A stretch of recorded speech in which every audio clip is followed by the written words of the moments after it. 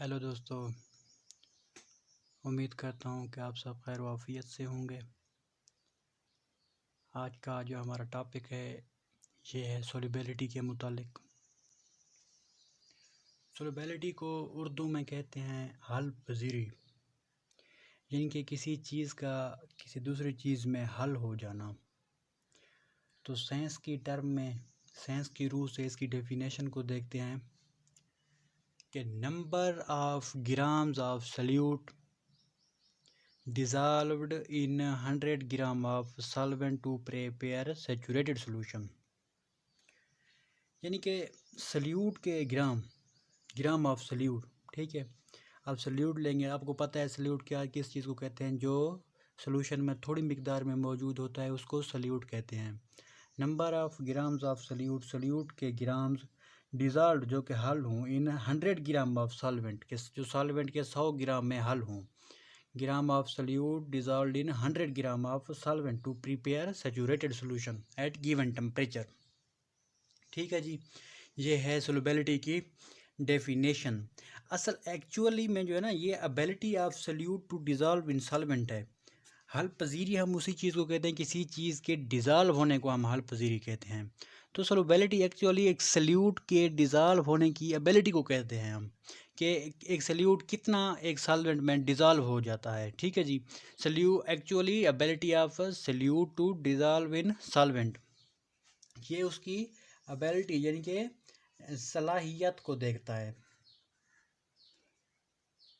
ठीक है जी, कि एक सल्यूट एक सॉल्वेंट में कितना हल होता है। ठीक है, और इसका जो रिजल्टेंट सोल्यूशन बनता है, जब एक गिवन अमाउंट ऑफ या ग्राम ऑफ सल्यूट को जब आप एक सॉल्वेंट में 100 ग्राम ऑफ सॉल्वेंट में डिज़ोल्व करते हो ना, तो फिर आप एक सोल्यूशन आपको हासिल होता है। वो सोल्यूशन हमेशा सैचुरेटेड होता है, याद रखिएगा, सैचुरेटेड इनके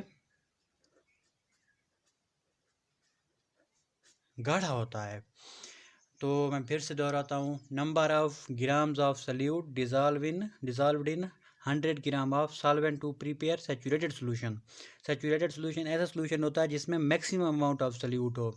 तो एक्चुअली हम इसकी कुछ दूसरी डेफिनेशन यूँ भी लिख सकते हैं कि ability of solute to dissolve in solvent, ये कि एक्चुअली एबिलिटी ऑफ सल्यूट होती है कि सॉल्वेंट में एक सल्यूट कितनी हद तक डिजॉल्व हो जाता है। और जब हम एक गिवन ग्राम ऑफ सल्यूट को सॉल्वेंट में मिलाते हैं तो हमारे पास एक सोल्यूशन हासिल होता है। वो सोल्यूशन सैचुरेटेड सोल्यूशन होता है, इसमें उस सोल्यूशन में सल्यूट की मिकदार मैक्सिमम होती है। सोल्युबिलिटी को पढ़ने से पहले मैं आपको ये बता दूं कि कुछ प्रिंसिपल आपको यहाँ पर पढ़ने पड़ेंगे, उसको ख्याल करना पड़ेगा। उन प्रिंसिपल्स के मुतालिक या मुताबिक कह लें आप, सल्यूट सॉल्वेंट में डिज़ोल्व होता है। ठीक है, अगर ये प्रिंसिपल अप्लाइड नहीं है, लागू नहीं हो रहे, तो फिर ये सोल्युबिलिटी का प्रोसेस नहीं होगा, सल्यूट सॉल्वेंट में हल पजीर नहीं होगा।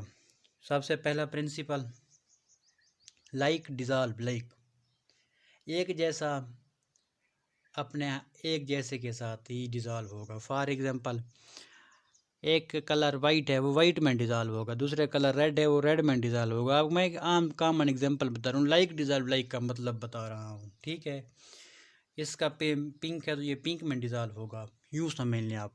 इसको हम एक्सप्लेन क्या किया है, polar plus ionic substance dissolve in polar solvent. For example, आपके पास अल्कोहल एक पोलर सल्यूट है, ले लें आप, या सब्सटेंस ले लें। उसके बाद आपके पास पोलर सॉल्वेंट H2। H2 आपको पता है यूनिवर्सल सॉल्वेंट है, H2O यूनिवर्सल सॉल्वेंट है। अब अल्कोहल H2O में डिज़ोल्व हो जाएगा, क्यों? क्योंकि polar substances dissolve in polar solvent. ठीक है जी, ये इस चीज़ को हम कहते हैं लाइक डिज़ोल्व, लाइक। अब दूसरा जो पॉइंट है ये है non polar substances dissolve in non polar solvent. इसकी एग्जांपल, नॉन पोलर सॉल्वेंट आप ऑयल ले लें, फैट्स ले लें, ये नॉन पोलर हैं। नॉन पोलर सब्सटेंस यानी कि सल्यूट अगर आप देखना चाहें तो आप ग्रीस ले लें, गैसोलीन ले लें।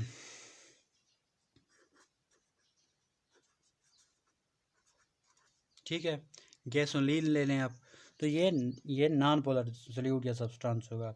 तो non polar substance dissolve in non polar solvent, ये दूसरी इसका असूल है।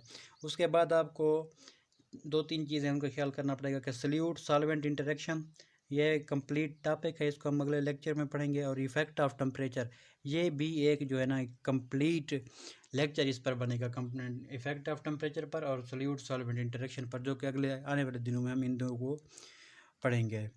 तो जब ये रूल्स अप्लाइड होंगे, लागू होंगे, तब जाकर एक number of gram of solute dissolve होगा 100 ग्राम ऑफ सॉल्यूशन में। तो उम्मीद करता हूँ कि आपको ये समझ आ गया होगा। अगली वीडियो में, अगले लेक्चर में हम इंशाल्लाह solute solvent interaction, effect of temperature, ये 2 टॉपिक हम इंशाल्लाह कवर करेंगे।